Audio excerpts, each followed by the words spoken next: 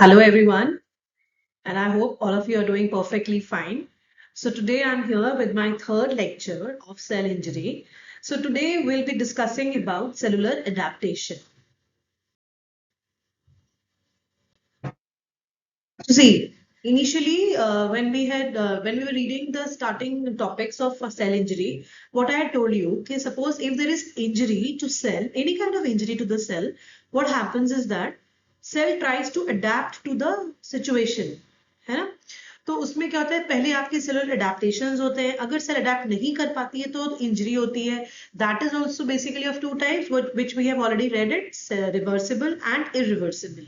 ठीक है, irreversible is a cell death. So basically we have already dealt with cell death, that is necrosis and apoptosis in detail, along with other entities like necroptosis, pyroptosis, ferroptosis, है ना?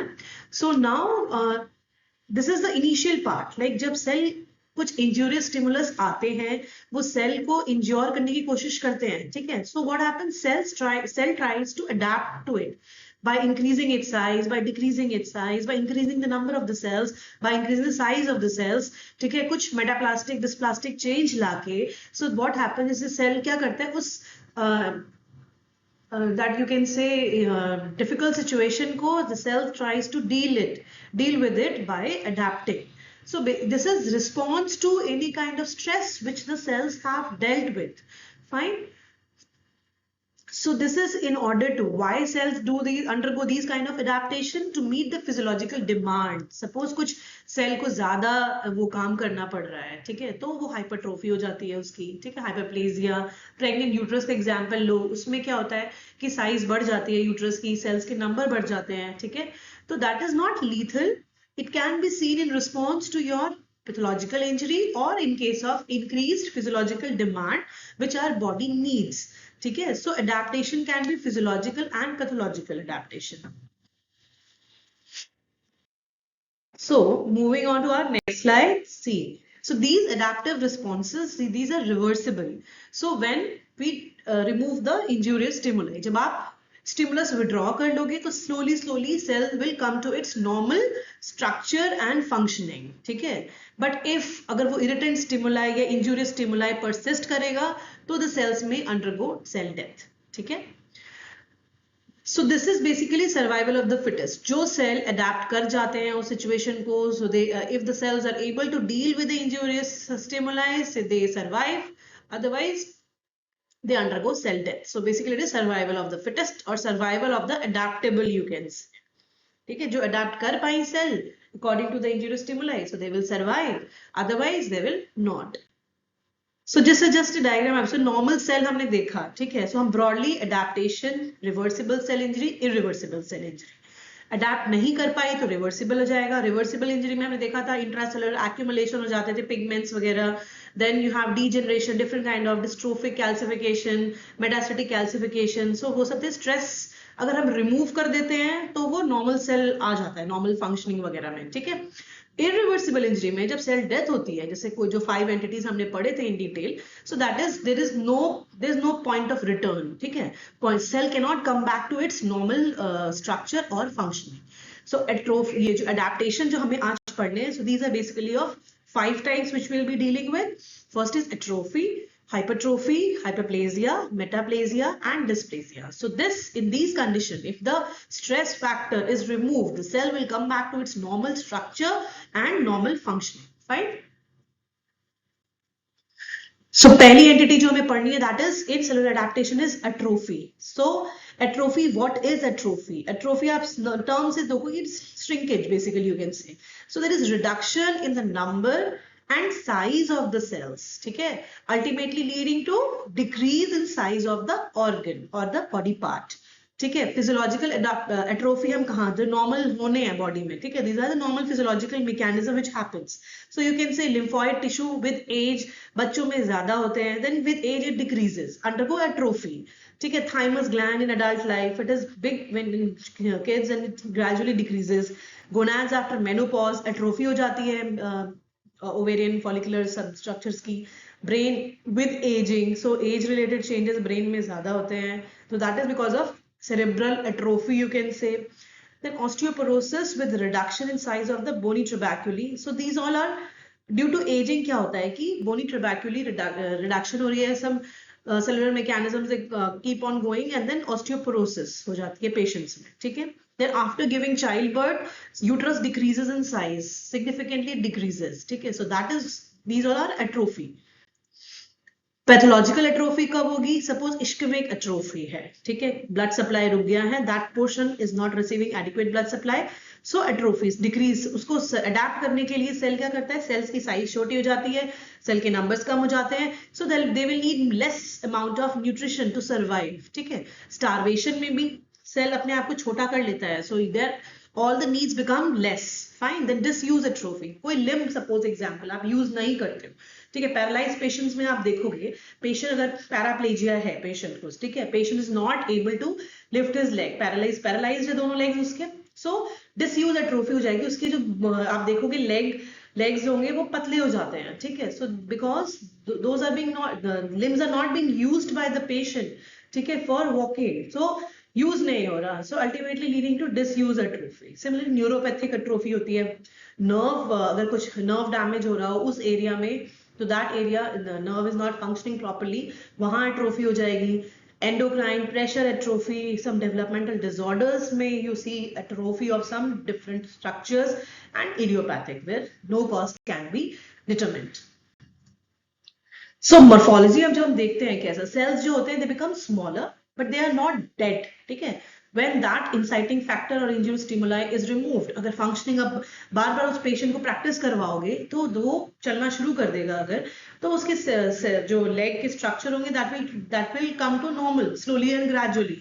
then shrinkage जो होता है, small क्यों हो रही है cell की size? Basically there is reduction in the cell organelles, जो इंपॉर्टेंट ऑर्गेनलीज है like mitochondria, endoplasmic reticulum, myofilaments वगैरह. सो उनकी रिडक्शन हो रहा है उसका नंबर में, तो ओवरऑल जो सेल की साइज है ना वो कम हो जाएगी. ठीक है. Then you have increase in number of autophagic vacuoles which contain debris. sorry. So these autophagic vacuoles, so they will persist to form residual bodies in the, and this you can see as wear and tear pigment जो हम कहते थे लाइपोफ्यूशन को. ठीक है. Testicular atrophy हो रही है तो इंटरस्टिशियल सेल्स जो होते हैं हमारे टेस्टिस के, तो उसमें वो मिल जाएगा आपको lipofuscin pigment, that is a wear and tear pigment. ठीक है. So see this diagram, बीच में देखो एक नॉर्मल सेल है. ठीक है. So then we now come to number 1, where you see that number of the cells and the size of the cell is coming down. ठीक है. all the organelles are coming down, mitochondria, endoplasmic reticulum सारे कम हो जाते हैं. So overall cell की size जो होती है ना या ऑर्गन की साइज वो कम हो जाएगी. ठीक है. देन यू हैव हाइपरट्रोफी, मतलब सेल तो सिंगल है, नंबर नहीं हो रहा सेल का इंक्रीज, बट साइज बड़ी हो जा रही है. ठीक है. Size of the endoplasmic reticulum, mitochondria, ये सारे नंबर्स बढ़ जाएंगे. ठीक है. हाइपरप्लेजिया में क्या हो रहा है? सेल की नंबरिंग बढ़ती है. ठीक है. 1 सेल से 2 सेल, 5 सेल, 7 सेल, ऐसे बढ़ते जाएंगे. ठीक है. That also leads to increase in the size of the organ. ठीक है. देन 4 नंबर में आप देखो मेटाप्लेजिया. मेटाप्लेजिया मतलब क्या होता है? This will see gradually in subsequent slides, I will tell you in detail. And then you have dysplasia. So this is basically disordered arrangement, और ये है मेटाप्लेजिया मतलब कन्वर्जन हो रहा है आपका. एक एपिथेलियल और mesenchymal type of cell gets converted to other epithelial or mesenchymal cells. Fine. Then you have dysplasia में आप basic I'm telling you dysplasia is disordered development. इसे mild, moderate, severe होता है. Mild, moderate can revert back to the normal. This is basically you can say going towards malignancy, but still not malignant. Fine. तो severe dysplasia होती है अगर उस समय that patient, those patient can undergo carcinoma. उसमें फिर हमारा revert back होना मुश्किल है. Mild to moderate still can come back to its normal structure and functioning. So this is another representation you can say. Normal cell देखो 6 cells है यहाँ पे. एट्रोफी में क्या हो रहा है? साइज छोटी हो रही है, नंबर सेल्स कम हो जाते हैं. ठीक है. हाइपरट्रोफी में क्या हो रहा है? सेल की साइज बड़ी हो रही है. ठीक है. हाइपरप्लेजिया आप देखो जैसे 6 से 12 सेल्स बन गए. Metaplasia is what? 1 epithelium is getting transferred to the other kind of epithelium. Dysplasia में देखो डिसऑर्डर्ड अरेंजमेंट है. ऑर्डरली. मेटाप्लेजिया में यू सी 4th नंबर जो आप है ऑर्डरली अरेंजमेंट्स हैं इसके. ठीक है. बट डिस्प्लेजिया में आप देख रहे हो डिसऑर्डर अरेंजमेंट है, सेल कुछ ऊपर है कुछ नीचे है, so there is no uniformity, so there is loss of polarity in dysplasia you can say. But basement membrane जो लंबी सी लाइन है that is your basement membrane, all the changes are occurring above it, there is no breach. अगर dysplasia में नीचे आ जाते हैं ना सेल्स हमारे, सब एपिथेलियम में आ जाएंगे, so that is the kind of invasive malignancy हो जाएगी वो, ठीक है। So coming to hypertrophy, hypertrophy में क्या हो रहा है, increase in the size of the parenchymal cells. कुछ में भी सपोज किसी ने लिवर डोनेट किया, सॉरी लिवर डोनेट करा, तो लिवर रीजनरेट्स वेरी फास्ट, ठीक है। उसमें क्या होता है, दोनों चीजें हो रही होंगी, नंबर भी बढ़ना होता है, लिवर सेल्स के साइज भी बढ़ने होते हैं, ठीक है। तो hypertrophy increase size of the parenchymal cells कह सकते हो। ये क्या होगा, जब साइज बढ़ती है सेल्स की, एक इंडिविजुअल सेल्स अगर बड़ा होने लगेगा तो सेल की साइज ऑटोमेटिकली बढ़ जाएगी, ठीक है। मसल्स में जैसे कि आप देखते हो ना, जिम जाते हैं लोग, हाइपरट्रोफी होती है, मसल की बॉडी बिल्डिंग एक्सरसाइज वगैरह होते हैं ना, तो there is increase in the size of the cell, ठीक है, ठीक है। So what happens is like uterine, uterus का एग्जांपल आप ले सकते हो, that is a very common example, enlargement of the uterus का, ठीक है। उसमें क्या होता है, जो यूट्रस अंडरगो प्रेग्नेंट यूट्रस जो होती है, ठीक है, उसमें क्या होता है, the cells are undergoing stress, so that उसके रिस्पॉन्स में सेल जो होते हैं, सेल की साइज भी बढ़ती है और सेल की नंबर भी बढ़ते हैं, ठीक है। सो नॉन डिवाइडिंग, ये हो गया डिवाइडिंग, अंडरगो डिवाइडिंग सेल्स हो गए यूट्रस के। हाइपरप्लेजिया हाइपरट्रोफी दोनों हो रही है उसमें, ठीक है। जो कार्डियक मसल्स होते हैं ना, वो नॉन डिवाइडिंग सेल्स हो गए आपके, ठीक है। तो उसमें क्या होगा, हाइपरप्लेजिया नहीं होगी, नॉन डिवाइडिंग है ना, remember it. So the cells number will remain same, but cell की साइज बड़ी होती जाएगी धीरे धीरे, ठीक है। So you have cardiac muscle की हाइपरट्रोफी हो रही है। सो एग्जाम्पल देख लो, कुछ फिजियोलॉजिकल एग्जाम्पल है, कुछ पैथोलॉजिकल एग्जाम्पल होते हैं हाइपरट्रोफी के। प्रेग्नेंट यूट्रस एनलार्ज हो रही है, that is a physiological hypertrophy. Then hypertrophy of skeletal muscle, जो जिम जाते हैं पब्लिक, उसमें उनमें होती है ये pathological hypertrophy. You see hypertrophy of cardiac muscle, जो नॉन डिवाइडिंग मसल्स हो गए।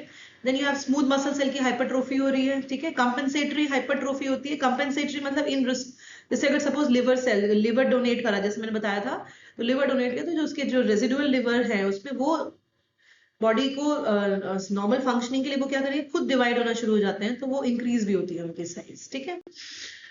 सो जब ग्रॉस, जब आप फीचर देखते हो हाइपरट्रोफी में, जैसे अट्रोफी में श्रंकन हो जाता था, हाइपरट्रोफी में कैसे ऑर्गन प्रेजेंट करेगा, ऑर्गन की साइज बढ़ जाएगी, एनलार्ज्ड, हैवी, वेट इंक्रीज हो जाएगा, ठीक है। जैसे नॉर्मल आप देखते हो ना, हार्ट का 350 ग्राम अगर है, अगर वही हार्ट हाइपरट्रोफी हार्ट हो गया, इन सिस्टमिक हाइपरटेंशन वगैरह पैथोलॉजिकल कोई कॉज है जिसकी वजह से हाइपरट्रोफी हो रही है हार्ट मसल्स की, तो उसमें 800 ग्राम तक भी जा सकता है वेट पेशेंट का, फाइन। माइक्रोस्कोपी में जब आप देखते हो तो enlarged muscle fiber बड़े बड़े दिखेंगे आपको when compared to your normal histology. See, whenever you read pathology, what I would suggest is just go and read the normal histology of each and everything. तभी आपको पैथोलॉजी पता चलेगी कि क्या प्रॉब्लम आई है, क्या एबनॉर्मलिटी है इन सेल्स में। क्योंकि अगर आपको नॉर्मल मसल फाइबर की थिकनेस नहीं आइडिया लगेगा, then you cannot say this muscle fibres are enlarged. So you need to repeatedly see it histologically and grossly. So again same picture, hypertrophy बीच वाला, ऊपर देखो सेकेंड वाला is hypertrophy which I have described, cell की size बड़ी हो रही है, तो जब सेल की साइज बड़ी होगी तो रिजल्टिंग ऑर्गन की साइज भी बड़ी हो जाएगी, ठीक है।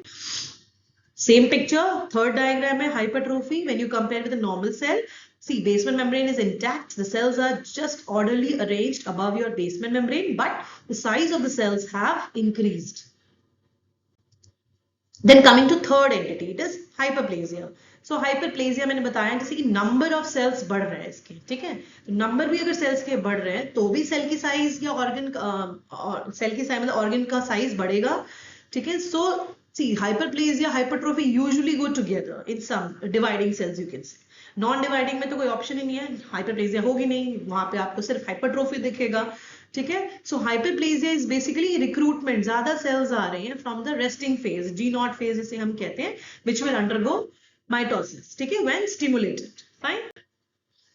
सो नियोप्लेजिया और हाइपरप्लेजिया में क्या डिफरेंस है, ठीक है। Neoplasia is a very good chapter, so I will be dealing with subsequent lectures में। Hyperplasia, growth persists till the stimulus is present. Remember the word stimulus. Stimulus हटाते ही हमारा hyperplastic organ reverts back to its normal structure and normal functioning, which is not seen in your neoplasia. This is unregulated, unchecked growth which is occurring in neoplasia. This is there is no regulatory mechanism which is supposed to keep check on the cell growth and division, that is lost, ठीक है। So this is basically change in the genetic composition of the cells. So these are different entities.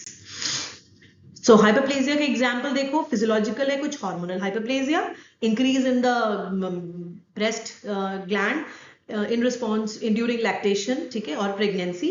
Then compensatory hyperplasia same, अगर कुछ वो कोई organ आपने donate करा है तो कंपेंसेट अंदर से वो अपने आप ही कंपेंसेटरी मैकेनिज्म प्ले करेगी बॉडी, सेल की नंबर भी बढ़ते जाएंगे, ठीक है। Pathological hyperplasia is important, see endometrial hyperplasia, ये सब ग्रेडिंग भी होती है when you read it in detail, ठीक है। सो ईस्ट्रोजन एक्सेस अगर है तो एंडोमेट्रियल हाइपरप्लेजिया होती है। Then you have fibrocystic disease in breast, उसमें डक्टल हाइपरप्लेजिया हो रही है। Benign prostatic hyperplasia, which is a very common prostatic benign entity in old age patients. Then viral warts हैं, ulcers हैं, condyloma वगैरह, hyperplasia of skin है. So these are pathological hyperplasia. Grossly same दिखेगा, जैसे जैसे आपको वो दिख रहा है, हाइपरट्रोफिक ऑर्गन, एनलार्जमेंट होगी अफेक्टेड ऑर्गन की, increase in number of the cells, often accompanied with hypertrophy, which you said. Okay, so due to increased rate of DNA synthesis, this is occurring, and this is increased number of typical mitosis of the cell. So see, so morphologically आपको same दिख रहा है, ठीक है, hyperplasia and hypertrophy in gross, ठीक है। So similarly you see third diagram ही था, नंबर ऑफ सेल्स बढ़ गए हमारे as compare to the normal cells. Here also hyperplasia में यू सी जो 6 सेल्स थे हमारे, we are now having 12 cells, ठीक है। सो कमिंग टू मेटाप्लेजिया क्या है, this is also important. So reversible change है, दिस इज रिवर्सिबल क्योंकि cellular adaptation is reversible, fine. इसमें क्या होता है, एक मेच्योर डिफरेंशिएटेड एपिथेलियल और मेसेनकाइमल सेल्स जो होते हैं, they get converted to mature epithelial और mesenchymal cells, another type of it, ठीक है। सपोज स्क्वामस एपिथेलियम था पहले, वो कोलामनर एपिथेलियम हो गया, कोलामनर हो गया स्क्वामस हो गया, ठीक है। So this occurs in response to some abnormal stimuli, ठीक है, but it reverts back to normal on removal of the stimulus. बट बहुत ज्यादा टाइम के लिए अगर परसिस्ट कर जाता है, if you are not able to remove the stimuli, this metaplasia may progress to dysplasia, और डिस्प्लेजिया जो हम पढ़ेंगे अभी subsequently can go back to further into cancer if it is severe dysplasia. So epithelial metaplasia है जो more common, ठीक है, squamous कोलामनर आपस में एक्सचेंज होते हैं, ठीक है।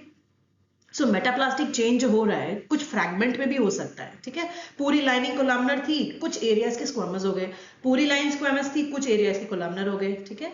सो इससे बेसिकली वो होता है कि रेजिस्ट करता है इंजूरियस एजेंट को, तो वो स्ट्रॉन्ग होता है बट वो लेस वेल स्पेशलाइज्ड होता है फॉर दैट रीजन, ठीक है। सपोज मैं बता रही हूँ, जैसे कोलामनर लाइन ईसोफेगस, जिसको हम बैरेट्स ईसोफेगस कहते हैं, ठीक है। नॉर्मली जो lower end of the oesophagus है वो स्क्वामस लाइन होती है, ठीक है। बट बाद में रिपीटेड गैस्ट्रिक रिफ्लक्स की वजह से क्या हो रहा है, ठीक है, वो चेंज हो जाता है एपिथेलियम वहां का, वो हो जाता है स्क्वामस की जगह कोलामनर, तो हम उसको कहते हैं columnar lined esophagus, CLO, that is also known as commonly as Barrett's esophagus, ठीक है, क्योंकि वो squamous lining is not able to protect itself against the gastric जो रिफ्लक्स हो रही है, तो उसकी जगह हमारा कोलामनर लाइन्ड ईसोफेगस हो रहा है, ठीक है। जैसे स्क्वामस मेटाप्लेजिया कहाँ हो रही है, अगर सपोज कोई ब्रोंकस है इन हेवी स्मोकर, जहां पे नॉर्मल ब्रोंकस में होता है कोलामनर एपिथेलियम, ठीक है, सीलिएटेड एपिथेलियम वगैरह होती है, बट कंटिन्यूअस स्मोकिंग चल रही है तो क्या होगा, ब्रोंकस का जो लाइनिंग होगी वो स्क्वामस आ जाएगी, ठीक है। So that is more rigid for that area but less well क्या कहते हैं स्पेशलाइज्ड फॉर दैट एरिया, ठीक है। जैसे यूट्राइन सर्विक्स में भी होता है प्रोलैप्स के केसेस में, अगर 3rd डिग्री 4th डिग्री प्रोसिडेंशिया है, प्रोलैप्स है यूट्रस का, उसमें क्या होता है, नॉर्मल लाइनिंग होनी चाहिए, सपोज कोलामनर अगर है तो वो हो जाती है आपकी स्क्वामस मेटाप्लेजिया हो जाती है, कुछ डक्ट के ऑब्स्ट्रक्शन में because of some kind of stone, pancreas stone है, प्रोस्टेटिक हाइपरप्लेजिया है, ये सब में उसमें भी स्क्वामस मेटाप्लेजिया आ जाती है, ठीक है। Vitamin A deficiency can sometime lead to squamous metaplasia. Columnar जैसे मैंने बताया आपको, Barrett's esophagus, it is also known as columnar lined esophagus, so easy to remember, your esophagus become columnar line, we should have been squamous, ठीक है। Intestinal metaplasia में, healed chronic gastric ulcer वगैरह में you can see columnar metaplasia which was supposed to have squamous lining. Then you have mesenchymal metaplasia is less common as compared to your epithelial metaplasia. Squamous columnar wala is more common. इसमें क्या होता है, एक mature differentiated type of mesenchymal gets converted to another mature. Osseous metaplasia, bony formation बहुत common होती है as compare in if you consider mesenchymal metaplasia, इसमें osseous metaplasia is more common. तो कहाँ कहाँ ये ऑशियस मेटाप्लेजिया आ जाती है? सपोज ओल्ड एज के आर्टरीज वगैरह में जब देखोगे ना, ओल्ड पर्सन के आर्टरीज में यू हैव सम कैल्सिफिकेशन, उसको कहते हैं जैसे मॉम्बर्ग्स मीडियल कैल्सिफिक स्क्लेरोसिस. ठीक है, कुछ मायोसाइटिस ऑसिफिकेंस होते हैं आफ्टर हिमाटोमा सॉफ्ट टिश्यू में, वहां बन जाता है कार्टिलेज और बोन जैसा. ठीक है, then cartilage of larynx की जो cartilage of bronchi होती है in elderly people, that gets converted to your, that shows some osseous metaplasia, bone formation हो जाती है उसमें. ठीक है, then any old scar after chronic inflammation, ठीक है, बहुत लंबे टाइम का scar है, उसमें bony formation शुरू हो जाता है. लियोमायोमा जो वो है, fibroid uterus है, उसमें भी you can see bony metaplasia. So this is metaplasia. देख रहे हो सेल का जो normal rectangular architecture है, that is becoming some oval type. So you have a different epithelium which is getting transformed after your inciting stimulus. इसमें भी देखो metaplasia और डिस्प्लेजिया. मेटाप्लेजिया भी हम पढ़ रहे हैं ना, मेटाप्लेजिया में ऑर्डरली अरेंजमेंट है, तो चेंज हो गया है type of epithelium, but arrangement orderly है. तो ये जो ऑर्डरली अरेंजमेंट्स होती है इसको कहते हैं polarity of the cells. Right, then last is dysplasia, disordered cellular development. ठीक है, haphazard arrangement of the cell but still your basement membrane is intact. जो लंबी लाइन नीचे बनाई थी ना वो. ठीक है, सो इस डिस्प्लेजिया होने से पहले पेशेंट के मेटाप्लेजिया होगी या हाइपरप्लेजिया होती है. ठीक है, so this dysplasia you can say it is atypical hyperplasia, और ये आपको दिखता है एपिथेलियल सेल्स में. So it can be of low grade, high grade, mild, moderate, severe you can say. सो इसमें क्या होता है, सेल्स एपिथेलियल लेयर्स होते हैं वो बढ़ जाते हैं, डिसऑर्डर्ड अरेंजमेंट होती है from basal layer to the surface layer.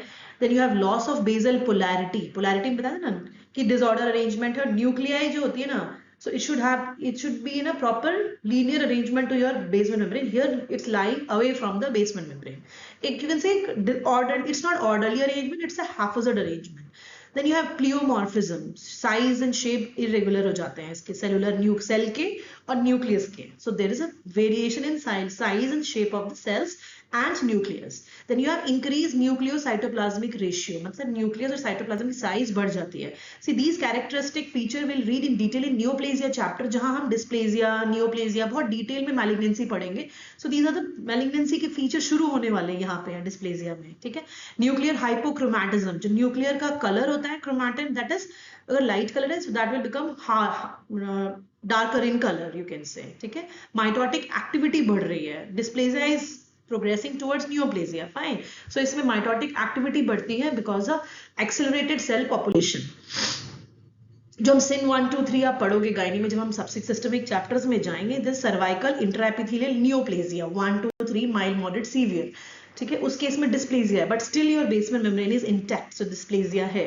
उसमें भी अगर sin 1, 2 जो होता है ना, अगर आप ट्रीटमेंट के बाद patient can revert back to normal. ठीक है, रिस्पिरेटरी ट्रैक्ट में देखोगे आप, ओरल कैविटी, इसोफेगस, इन सब में डिस्प्लेजिया है.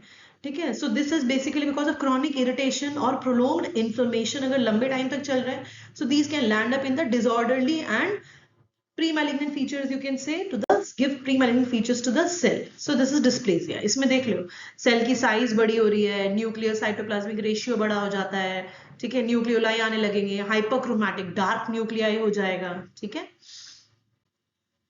so this is the same picture. Last में देखो, लास्ट पिक्चर इज डिस्प्लेजिया का. here what you can see, this disorder arrangement of your cells.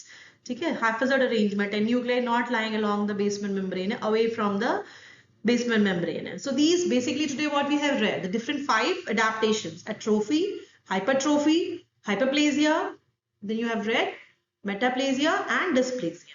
ठीक है, so read the basic mechanism क्या होता है and few examples. ठीक है, and see कुछ example ऐसे hypertrophy, hyperplasia usually go together, that you need to remember. Pregnant female में breast में, and during lactation you can say. Then gravid uterus, and after delivery क्या changes होते हैं, atrophy हो जाती है uterus की. So certain examples are there which you can remember commonly. ठीक है, dysplasia will read detailed in neoplasia chapter, and I hope it's clear. So thank you so much.